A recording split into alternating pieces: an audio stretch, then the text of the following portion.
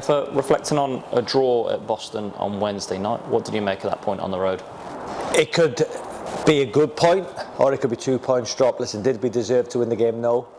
Credit Boston. Thought they defended resolutely. I think in this league there'll be 70% of the teams who will, change, who will do a low block, waiting for us to break them down, and then if they can hurt us with their game management, set pieces, and they nearly got it at the end, to be fair to them. So good point for them, and it might turn out to be a good point for us. Any points away from home, if you can do well at home, you have a real opportunity in this league. So credit Boston. We weren't at our best, but we still kept the clean sheet and not get beat. Injury news? How's Kyle? He came off in that second half. Yeah, he's broke a bone in his hand, so he's seen a specialist today. We think he may need a small operation, which could keep him out for anything between 2 to 6 weeks. So that's a blow. We know Carl's one of the best players in this league. So again, he'll be assessed today with a specialist, but he will be unavailable for Saturday. Hopefully, it's 2 weeks and could be back for Carlisle, but we'll see. We'll wait on the results from the specialist. Any more injury concerns coming out of the match? I guess it was quite a tight schedule between, but Rochdale as well played on Wednesday night. Yeah, there's no other injury concerns. The periodization for a week when you have 2 games a week is you got with my fitness coach Tom, with my physios. You have to make sure that the players are game ready. All week you've got you play a Saturday, what do you do a Sunday and a Monday, play Tuesday, then is it Wednesday off, or Thursday off, and then a light session on a Friday. So again, as managers and staff, we have to think methodically on how we get the best out of a group leading into a match day. It's tough, but it's brilliant. I love it. I love the thinking behind it and how we get the best out of our players. So it's tough, but we've all got to get on with it. Still unbeaten, a second nomination for Manager of the Month. You must be proud of both yourself, but also the team and players that have helped get you there. Yeah, listen, John, my staff have been incredible for me. No doubt about it. The work ethic, the desire, our standards are really high, and it's a credit to everybody at the football club on and off the pitch that once again me and my staff and the players have been nominated for another award. Second timer, as you say. I think Jimmy McNulty won it the first month, which deservedly so, and probably if you look at Boreham Wood, the run they've been on, they'll probably deserve to win it this month. So again, we'll probably come close again, but again, we're in a fantastic position. But I'm delighted for my staff who work effortlessly, tirelessly to try and help me be the best I can be. So it's a reward for them, because to get nominated is great. It says we're doing something right, and my players who have been amazing. A word on the news yesterday with the TV pick in the FA Cup. Just a word on that. Yeah, brilliant for our players. Hopefully we can show a good account of ourselves on TNT. Obviously great for me. Perhaps I can commentate on the game as well. So again, it's brilliant.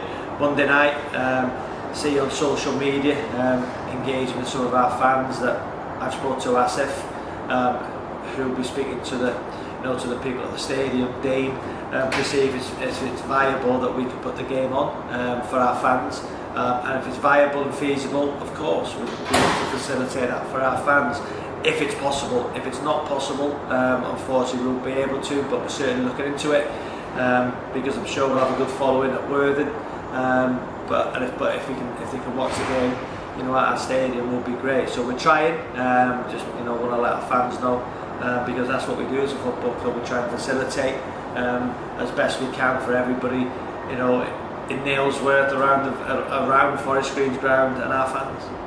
On to what looks an intriguing game on Saturday against Rochdale. What have you made of them so far?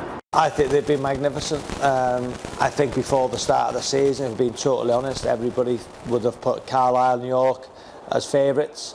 Ourselves, Rochdale, Southend, Boreham Wood. I don't think anybody would have had Boreham Wood up there. So as it stands, us three, Rochdale, Boreham and ourselves, are probably doing better than expected, although we should be up there, no doubt about it. But Rochdale have been terrific. honestly, the way they play the football, they've got threats all over the park. The manager's doing an unbelievable job. They've got a great fan base, and it's great. First v second, you know, at this stage of the season, you're probably thinking first v second would have been it would have been York v Carlisle, but it's not. It's Forest Green against Rochdale, two teams who should be up there, but again, they're doing unbelievably well, and it's going to be a really tough game.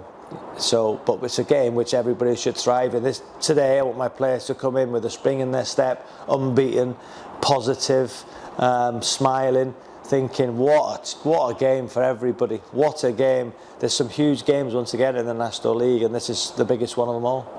And finally, 400 free shirts giveaway in that north stand.